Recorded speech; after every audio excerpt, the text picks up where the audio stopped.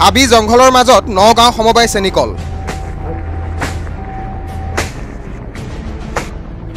নিশা হলে চোৰৰ হাতুৰিৰ কোপ পৰে কামপুৰ চেনিকলৰ মূল্যৱান যন্ত্ৰাংশত।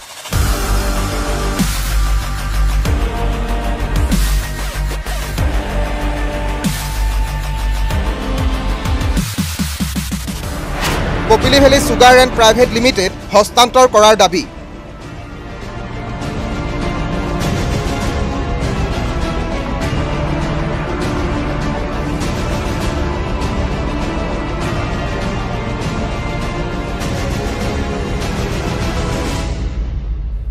ৰাজ্যত বন্ধ হৈ পৰিছে ইটোৰ পিছত সিটোকৈ ৰাজহুৱা খণ্ডৰ উদ্যোগ। এই উদ্যোগসমূহ পুনৰুজ্জীৱিত কৰাটো বাদেই ৰক্ষণাবেক্ষণ দিবলৈও চৰকাৰী পক্ষৰ অৱহেলা, যাৰ বাবে কামপুৰস্থিত নগাঁও সমবায় চেনিকলৰ কোটি কোটি টকাৰ সামগ্ৰীত এতিয়া চলিছে চোৰৰ তাণ্ডৱ। কাণসাৰ নাই প্ৰশাসনৰ।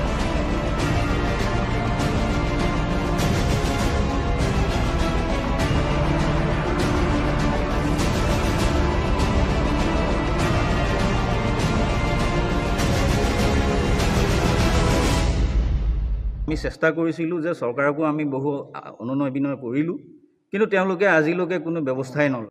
আমি যিটো অনুভৱ কৰিলোঁ যে তেওঁলোকে আমাৰ এই মিলটো চলোৱাৰ পক্ষপাতি নহয়। গতিকে এই কথাটোতে আমি খুব দুখ পাইছোঁ। আৰু যিহেতুকে এটা উদ্যোগটো ধ্বংস হৈ গ'ল, ইয়াৰ লগত জড়িত আমিবোৰ বা বহু মানুহ জড়িত আছিলে, সকলোৰে জীৱনলৈ অন্ধকাৰ নামি আহিলে। কিন্তু এই কথাখিনি বাৰে বাৰে চৰকাৰ প্ৰশাসনক জনোৱাৰ পিছতো কিন্তু কামত অহা নাই। আমাৰ যিটো 1.5 মেগাৱাটৰ অল্টাৰনেটৰ আছিল, যিটোৰ পৰা আমাৰ কাৰেণ্টটো প্ৰডিউচ হয়, আৰু যেতিয়া উৎপাদন হয় চেনি উৎপাদনৰ সময়ত আমাৰ এইটোৰ পৰাই কাৰেণ্টটো লৈ পেলাই কৰে। কিন্তু এই মুহূৰ্তত মই আহি দেখিছোঁ যে অল্টাৰনেটৰৰ একোৱেই নাই, চব খুলি খালি লৈ গ'ল।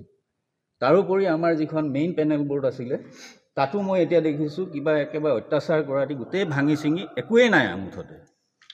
আৰু সেই তলত আমাৰ দুটা জেনেৰেটৰ আছিলে 66 kVA, এই মুহূৰ্তত তাতো একো নাই, চব চুৰে লৈ গ'ল।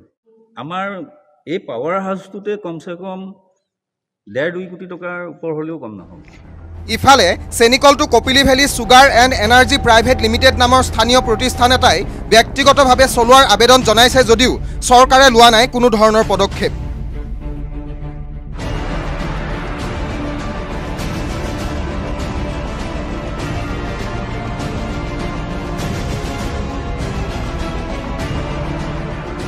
ইণ্ডাষ্ট্ৰী মন্ত্ৰীয়ে কৈছিলে যে চন্দ্ৰমোহন পাটোৱাৰী ডাঙৰীয়াই কৈছিলে যে আমি চেনিকলটো আমি সোনকালে দি দিম, আৰু লগতে আমাৰ মুখ্যমন্ত্ৰী ডাঙৰীয়াই কৈছিলে যে আমি চেনিকলটো আমি দিবলৈ পাই ভাল পাম, আৰু আপোনালোকে এইখিনি কাম কৰক। যিখিনি কাম কৰিবৰ কাৰণে তেওঁলোকে আমাক বিশেষকৈ মুখ্যমন্ত্ৰী ডাঙৰীয়াই আমাক জনাইছিলে, সেই আটাইখিনি কাম আমি পূৰণ কৰি পেলাই ইতিমধ্যে ইণ্ডাষ্ট্ৰী কমাৰ্চক আৰু আমি মুখ্যমন্ত্ৰী ডাঙৰীয়া আৰু লগতে ইণ্ডাষ্ট্ৰী মন্ত্ৰীকো আমি দিছোঁ। তৎসত্ত্বেও এতিয়া আমাক ইয়াৰ হেণ্ড অভাৰ কৰা নাই। আমি আশা ৰাখিছোঁ এই চেনিকলটো ইণ্ডাষ্ট্ৰী কমাৰ্চে অতি সোনকালে Kapili valley sugar and energy private লিমিটেডক দি ইয়াতো পুনৰ কাৰ্যক্ষম কৰি ইয়াত 3 পৰা 400 স্থায়ী কৰ্মী যাতে মকৰল কৰিব পৰা যায় তাৰ ব্যৱস্থা কৰিবলৈ আমি আপোনালোকৰ জৰিয়তে দাবী জনাওঁ। উল্লেখ্য যে কামপুৰস্থিত এই চেনিকলটো কাৰ্যকৰী হৈ থকাৰ সময়ত ৰাজ্যৰ বিভিন্ন প্ৰান্তৰ কুঁহিয়াৰৰ খেতিয়কসকলে ইয়াত কুঁহিয়াৰ যোগান ধৰি চেনিকলটোৰ চাহিদা বৃদ্ধি কৰাৰ লগতে উপকৃতও হৈছিল।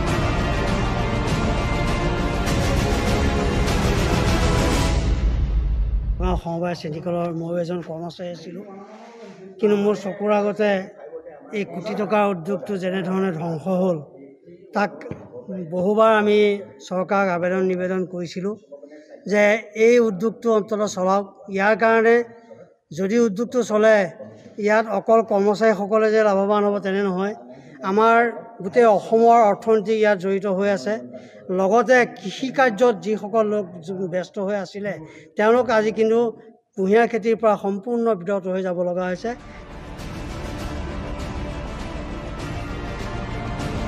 কেৱল কুঁহিয়াৰৰ খেতিয়কসকলেই নহয়, কলটোৰ জৰিয়তে বহু লোকে পাইছিল কৰ্মসংস্থাপন, যাৰ বাবে মিলটো পুনৰ চালু কৰাৰ দাবী তুলিছে স্থানীয় লোকসকলে।